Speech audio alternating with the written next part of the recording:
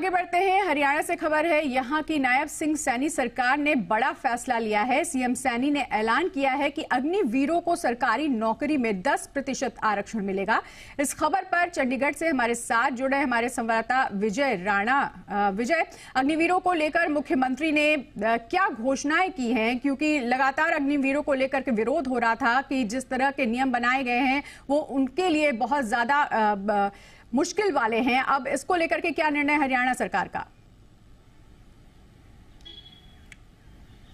देखिए, बिल्कुल, क्योंकि इस मुद्दे पर राजनीति भी बहुत ज़्यादा तेज देश में होती रही है जब से योजना शुरू की गई है कि अग्निवीर जब रिटायर होकर आएंगे तो आगे उनका भविष्य क्या है, उन्हें कहाँ नौकरी मिलेगी, वो क्या करेंगे, जबकि वो 4 साल सेवा करके आएंगे देश की, उसके बाद उन्हें क्या मिलेगा। तो इस तरह की बातों पर राजनीति भी हो रही थी और कई जगह इस योजना का विरोध भी हो रहा था। हालांकि हरियाणा सरकार ने पहल करते हुए इन अग्निवीरों के लिए कई घोषणाएं की हैं। जैसे कि पहली घोषणा तो ये है कि जो हरियाणा पुलिस में कांस्टेबल भर्ती होते हैं, वन विभाग में जो गार्ड भर्ती होते हैं, माइनिंग विभाग में गार्ड भर्ती होते हैं, इस तरह की जो भर्तियां हैं, इन भर्तियों में 10% का आरक्षण अग्निवीरों को दिया जाएगा। जो अपनी सेवा समाप्त करने के बाद वापस आएंगे उन्हें 10% का आरक्षण दिया जाएगा इन नौकरियों में। इसके अलावा अगर कोई अग्निवीर ऐसा है जो अपना खुद का कुछ उद्योग धंधा करना चाहता है, सरकार से लोन लेना चाहता है, तो 5 लाख रुपए तक के लोन पर उनसे कोई कर्जा नहीं लिया जाएगा। और इसके अलावा जो हरियाणा में जो सरकारी नौकरियों में जो भर्ती होती है ग्रुप बी की और ग्रुप सी की जो भर्तियां हैं, इन भर्तियों में इन्हें जो उम्र में छूट दी गई है। जो पहला बैच अग्निवीर का आएगा उसमें 5 साल तक की छूट उम्र में दी जाएगी और अगले जो बैच आएंगे उसके बाद 3 साल तक की छूट उन्हें दी जाएगी सरकारी नौकरियों में। यानी सरकारी नौकरियों के लिए एक अच्छी घोषणाएं अग्निवीरों के लिए की गई है। साथ साथ जो कर्जा 5 लाख तक का मुफ्त कर्जा दिया जाएगा, ब्याज उस पर नहीं लिया जाएगा। इसके अलावा इन पर जो अग्निवीर होंगे इन्हें आर्म्स का लाइसेंस दिया जाएगा, यानी हथियारों का लाइसेंस इनको सरकार की ओर से दिया जाएगा, ताकि ये लाइसेंस मिलने के बाद जो है वो अगर कहीं बैंकों में या कहीं और दूसरी जगहों पर अगर गार्ड की नौकरी होती है, सुरक्षा कर्मी की नौकरी होती है, तो वो नौकरी भी ये लोग कर सकें।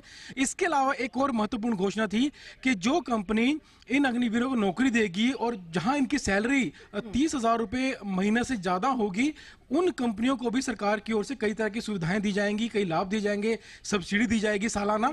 तो इस तरह की कई घोषणाएं जो है वो मुख्यमंत्री की ओर से की गई हैं, ताकि सरकारी नौकरियों में भी प्राथमिकता मिले अग्निवीरों को, और निजी नौकरी अगर कोई करना चाहे वहां पर भी नौकरी कर सके। और अगर कोई अग्निवीर अपना खुद का कोई उद्योग धंधा लगाना चाहता है घर पे, तो उसको भी प्रोत्साहित किया जा सके।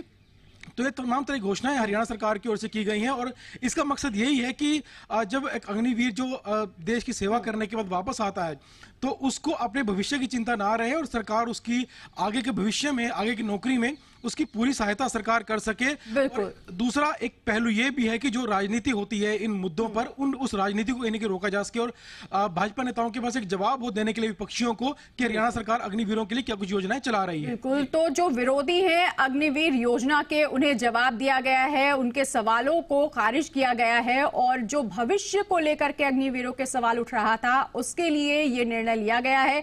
भविष्य में अपनी समय सीमा समाप्त करके अगर अग्निवीर नौकरी में जाएंगे, चाहे वो सरकारी हो, प्राइवेट हो या खुद का व्यवसाय हो, तो उन्हें आरक्षण का लाभ मिलेगा। कंपनियों को भी मिलेगा, सरकारी नौकरी में आरक्षण मिलेगा, और साथ ही साथ किसी व्यवसाय के लिए भी उन्हें सरकार मदद करेगी। ये बड़ा फैसला हरियाणा सरकार का। शुक्रिया विजय इस पूरी जानकारी के लिए।